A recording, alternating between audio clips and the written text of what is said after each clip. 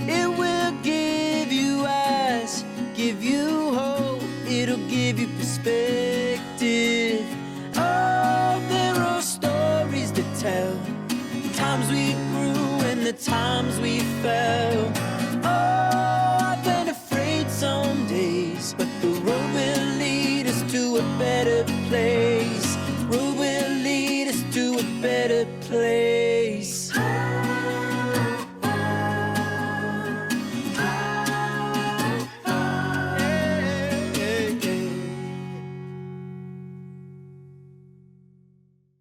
My Valley Home with Rachel MacLean is made possible through the generous support of our sponsors, including Deacon Financial Management Group of Scotia Wealth Management.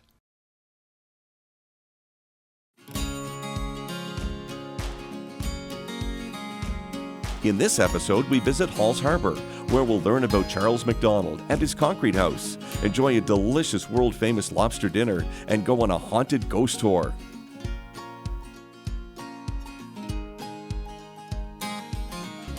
It's a beautiful day, and we've decided to spend the day in Halls Harbour.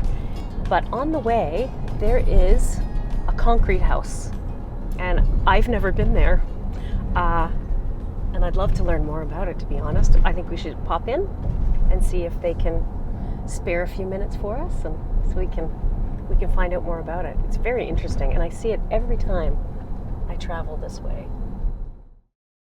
Thank you, Claire, for agreeing to come in here and show us all around this concrete house.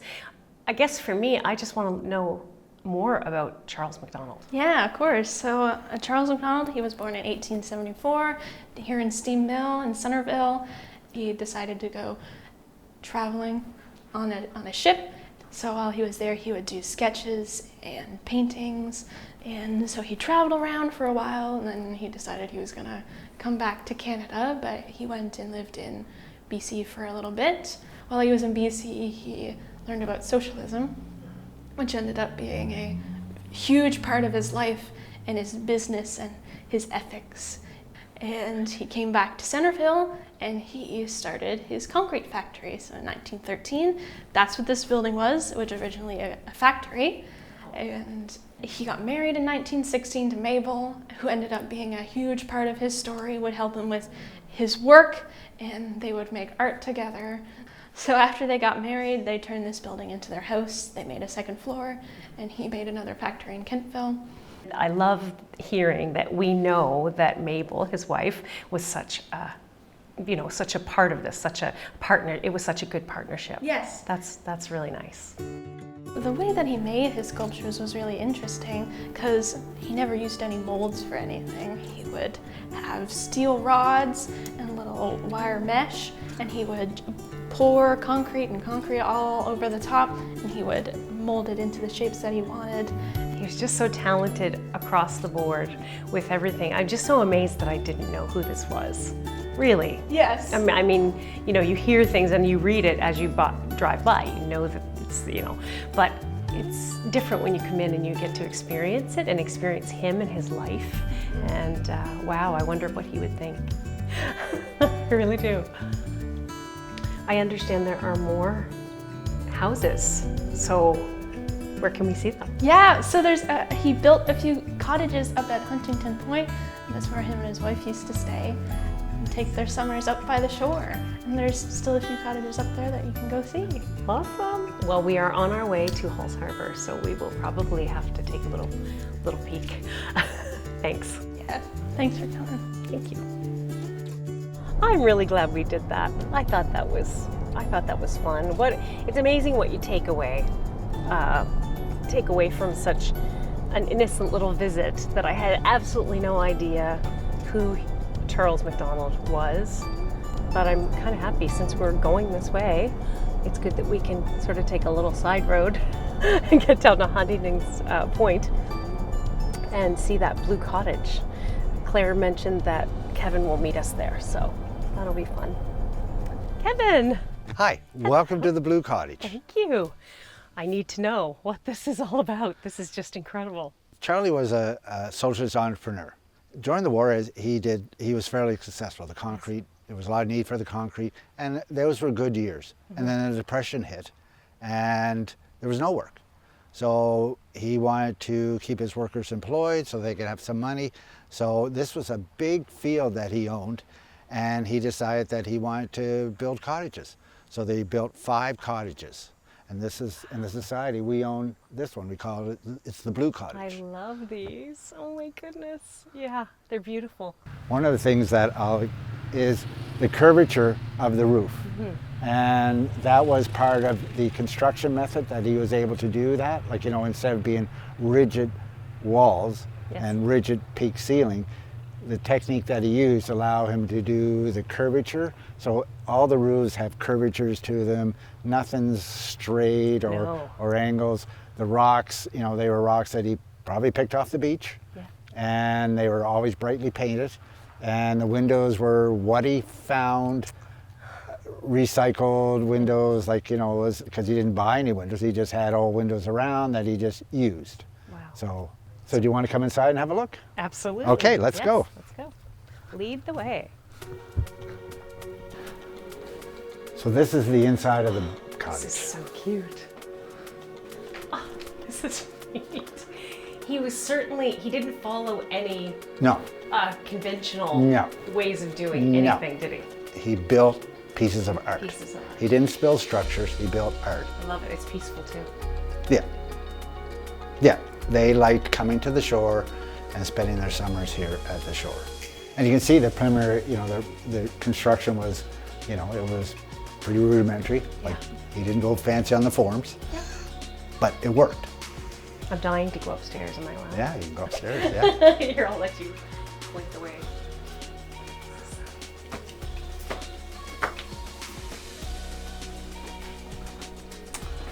Oh my goodness, so sweet. This fireplace doesn't work anymore. No, but I'm sure in its did. time kept them warm on those cold. Oh yeah. The shore, you know, you're at the shore. It can get cool. And I have to go out. Can I go up there? Come out on the deck. Perfect. My favorite view in the world.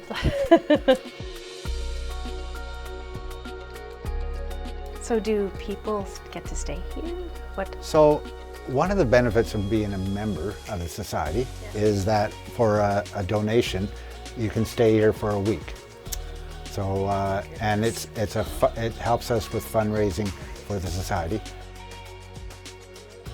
Oh, thank you so much. Oh, you're more than welcome. This is just lovely of you to show us this and share this with us. They're so unique. You know, it's part of the house and part of this. It just shows Charlie's creative and artwork. It really does. And they're built with a good purpose in mind. So. And I really like that. Thank you. You're welcome. Thanks for coming.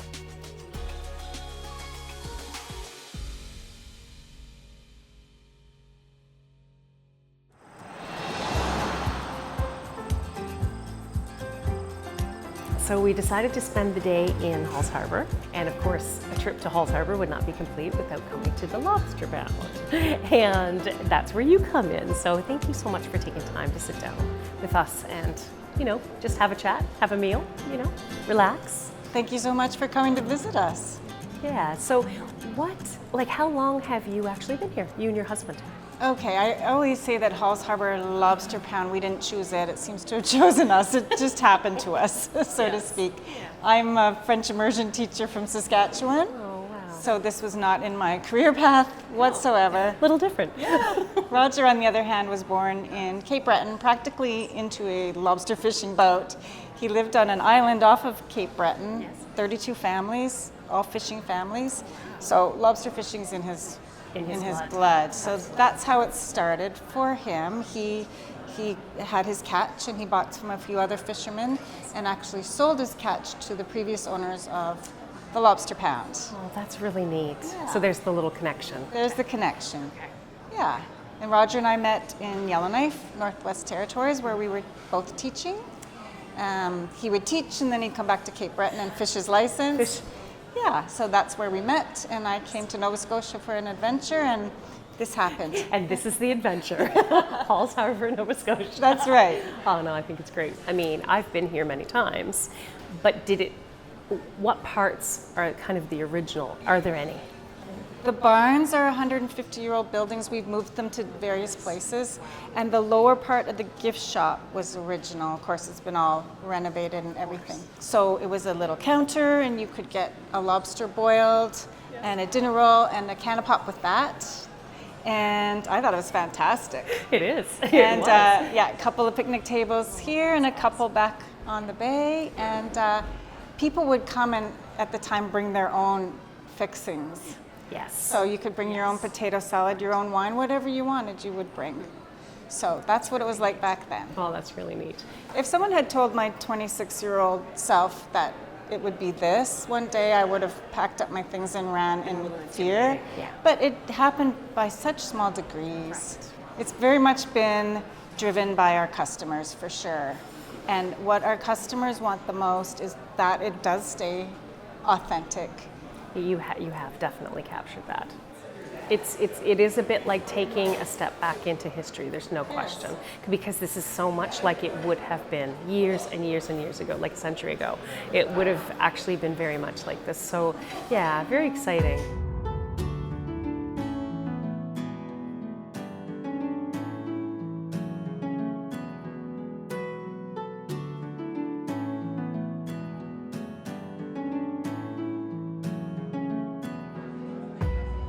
I am completely in love with all of the artwork you have all through the entire place. Every nook and cranny you have artwork. I think I have an artsy bend to me. I lived for a year in Paris and loved going to the museums and the art galleries. So I've managed to work in my creative side and my gifts into that business, and I do love art. That's really nice. And it's nice, isn't it, to be passionate about lots of things, but something that you can, and then you can build upon that. That's Maybe right. another passion and include that. I think that's really, really nice. Do you ever have time, do you go up on, what do you call that, the observation deck? To me, that's what we classify that as, an observation deck. It's so high. It's the highest spot here. We call it the third deck. I don't know where that came from. I guess it's because it's the third floor. Do you ever go up and just look out across, or are you so used to the view that it doesn't hit you? Does it still impact you in a big way, the view of the ocean? Oh, for sure. My office window is tucked in behind, so I actually have the same view, just right over there. I've had that view for years, so this is just, we wanted to have that so the customers could get that next level higher.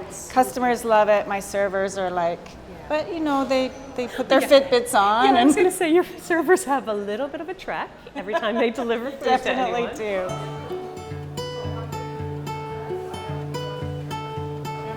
Like many people who have grown up here, you really do, and you know this from being here for so long, it's a very unique place to live in that, the ocean is right there, so there's a food source, but we have, farms very close by. We have vineyards, so it just covers the whole, I feel like it covers the whole thing, and I do think we're very lucky, because not all places in Canada or beyond in the world are like that. And the Bay of Fundy was a quiet little best-kept secret. No one was really excited about the Bay of Fundy. The water's really cold, and it's not a sandy shore. You can't lay out in suntan. Then all of a sudden, boom, the Bay of Fundy's hot topic now. Travelers are getting to be more nature travelers and adventure travelers. Yes.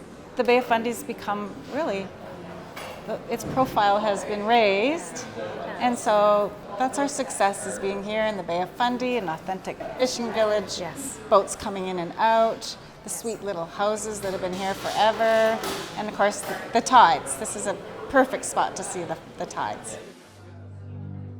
Twice a day, 160 billion tons of seawater flows into the Bay of Fundy, more than 4 times the combined flow of all the world's freshwater rivers during the same interval. With peak speeds exceeding 10 knots or 18 kilometers per hour, the vertical tidal range can be over 16 meters, giving the Bay of Fundy the highest tides in the world. The horizontal range can be as much as 5 kilometers, exposing vast areas of the ocean floor at low tide.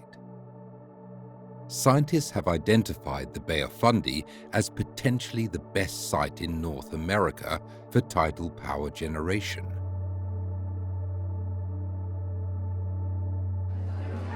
Oh, everything looks so good. Thank you so much for chatting, and it's taught me a lot. You know, I've learned a lot of new little tidbits, and that's really cool.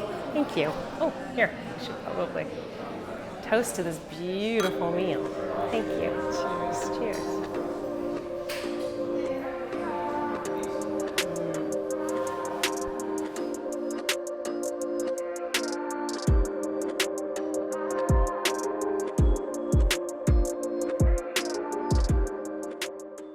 You were asking me about the early days. So here I am, a gal from Saskatchewan, comes here and I'm deciding I'm going to have a little gift shop, right?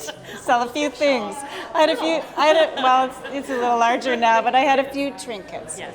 But one thing that I had was a music displayer. Yes. With maritime artists, Yes. and you could push a button. I think there were 8 or 10 buttons, and the artist would play, and then you could decide if you'd like to purchase that selection. Yes.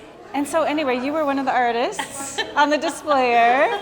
So whenever I would think back to my early days, that would all be part of it. And now we're talking together. So I think that's a great I think it's fun. So we're off to go on a ghost walk. Woo! I can't wait. I kind of like to be scared, but I do wonder if it's going to be scary or learn about local historical things, which is very much up my alley. So I love that. Are you here to see the spectacle? Jerome, the no-legged mute.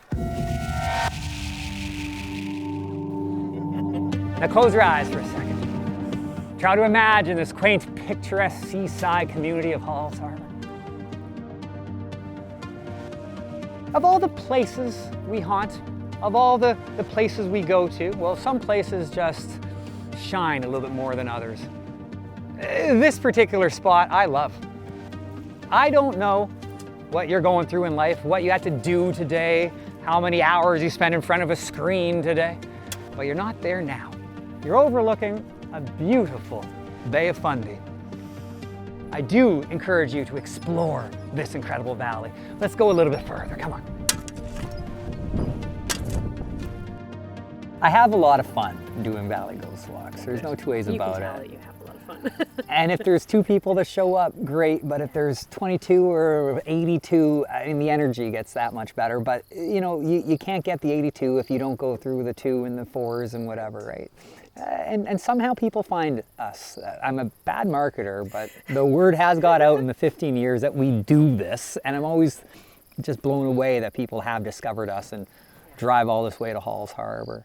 Some people do think that it's going to be super scary, or they expect to be walking around with gyrometers looking for the energy readings. And I often ask, is this what you're expecting? And some people say no.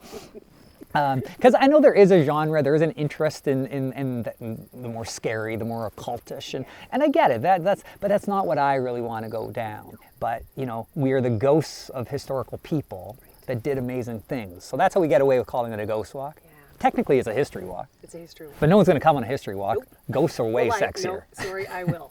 And what makes it special, when I tell the actors like what we're doing, and it's fun for me when I see someone do a role for the first time.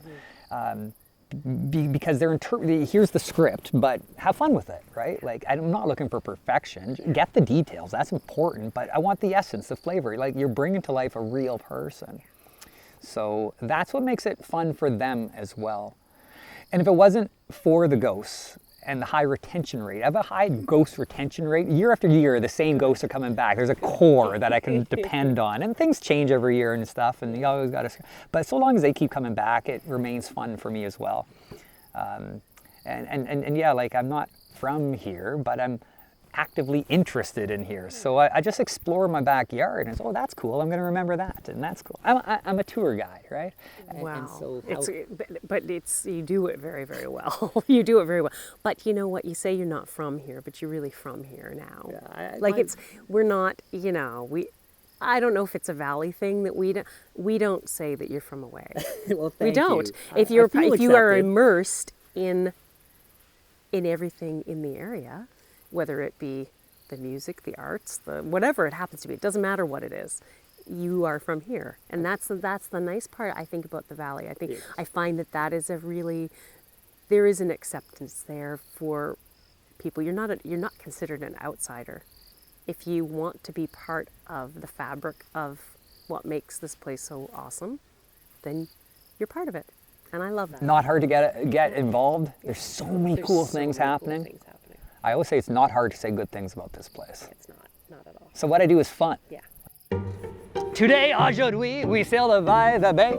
We passed by a large island entirely surrounded by great rock, excepting in one place where there is a slope at the foot of which is a pond of salt water at the start of a gravel point in the shape of a spur. Quite descriptive. The island is flat, covered with great trees. There's a very good spring. Honestly, I don't know what accent Jerome's doing at this point, but I'm just thrilled that there is written history about this valley dating back to 1604.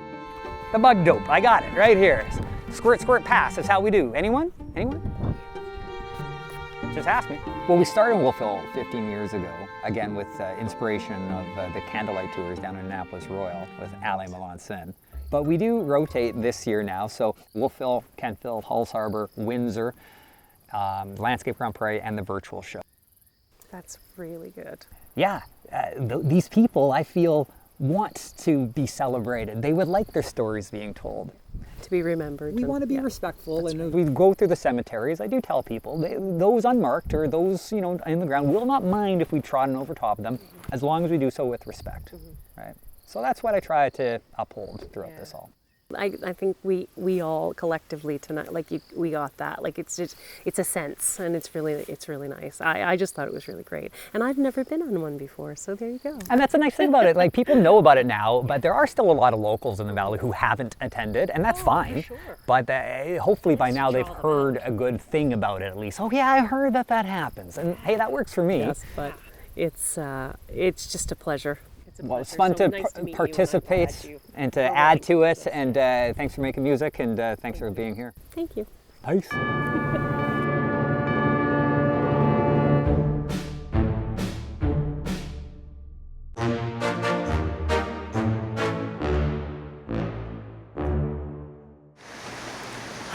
What a great night that was. I loved that, and look where we are now. Just before we head home. 2 little lights on 2 fishing boats off Halls Harbour. So beautiful. That is my favorite sound in the world. Favorite view and favorite sound. I love that so much. But we had such a great time. The Ghost Walk tour was amazing. And talking to Jeremy from Where It's At Tours, we could have talked all night. We kept everybody here a lot longer probably because we just had so much fun talking. He's so knowledgeable about what has gone on here historically, just all the stories. It was just wonderful. So if you get a chance to go, you should. Take another view of that. So nice.